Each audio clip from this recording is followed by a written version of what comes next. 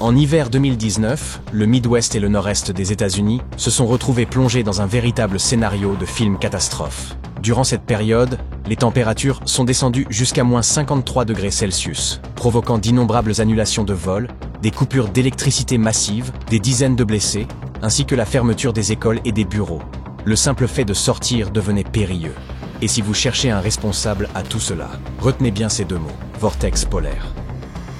Il ne s'agit pas d'une tempête terrifiante, mais d'une immense masse d'air glacial qui circule normalement en rotation anti-horaire autour des pôles. Lorsque l'été règne dans l'hémisphère nord, le vortex reste cantonné plus au nord, tandis qu'en hiver, il descend légèrement vers le sud. Le terme de vortex polaire est utilisé depuis la fin des années 40. Il se manifeste chaque hiver puis disparaît au printemps. Toutefois, depuis près de 20 ans, ce vortex adopte un comportement inhabituel au milieu de la saison froide. Il semble se scinder ou se décaler environ une année sur deux. À la base de ce vortex se trouve ce que l'on appelle le front polaire, ou courant de jet polaire.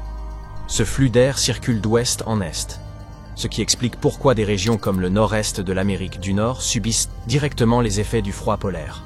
La vitesse de ces courants de jet est alimentée par les écarts de température et la rotation de la Terre. Plus la différence thermique est marquée, plus les vents gagnent en puissance. Dans des zones comme l'équateur, où les rayons du soleil frappent avec plus d'intensité, l'air se réchauffe et commence à s'élever, laissant derrière lui une sorte de vide qui aspire l'air environnant, tel un gigantesque aspirateur. À l'inverse, près des pôles, où le froid domine, l'air se contracte et descend, générant des zones de haute pression. On peut comparer cela à des molécules d'air cherchant à se disperser, comme des élèves qui s'étalent dans une vaste cour de récréation. Ainsi, deux forces s'opposent. L'air chaud qui monte et l'air froid qui descend. Cette dynamique pousse naturellement l'air à se diriger des pôles vers l'équateur. Les courants de jet se situent généralement à l'altitude où volent les avions, autour de 9000 mètres. Les pilotes les exploitent souvent afin de parcourir de longues distances plus rapidement et de réduire leur consommation de carburant. Cependant, ces courants ne sont pas toujours favorables, car ils peuvent déclencher d'importantes variations climatiques, telles que des vagues de froid ou de chaleur.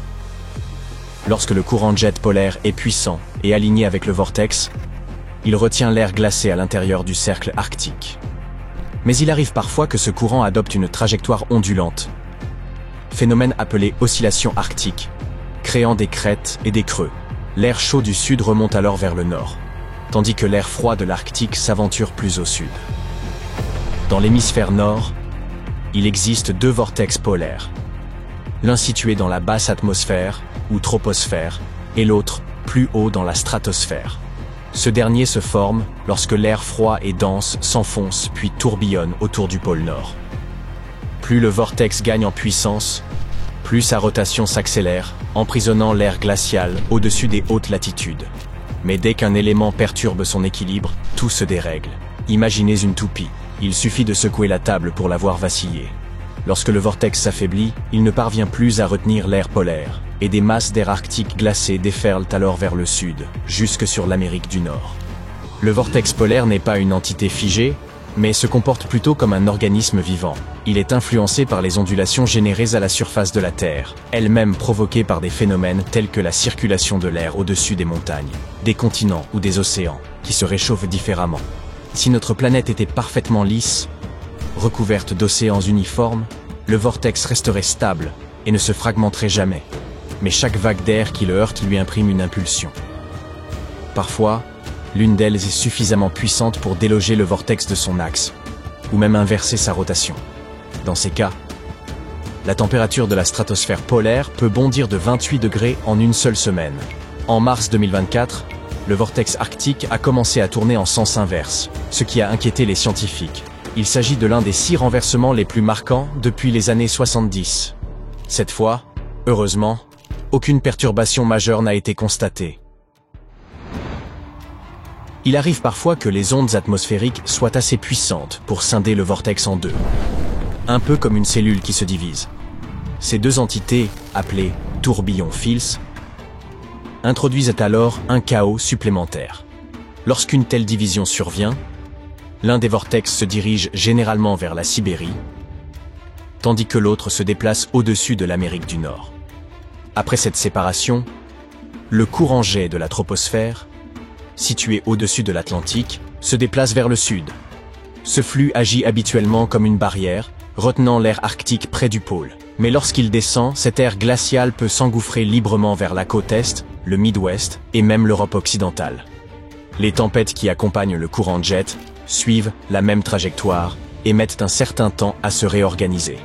Ainsi, au lieu de frapper le Canada comme à l'accoutumée, elle dévient parfois pour atteindre des villes comme New York ou Chicago. Les chercheurs ignorent encore pourquoi le vortex polaire épargne systématiquement la côte pacifique des États-Unis. Cette particularité pourrait être liée à la position des courants jet dans chaque bassin océanique. Dans l'Atlantique, le courant circule à des latitudes plus élevées, tandis que dans le Pacifique, il se maintient davantage près de l'équateur. La topographie pourrait aussi jouer un rôle.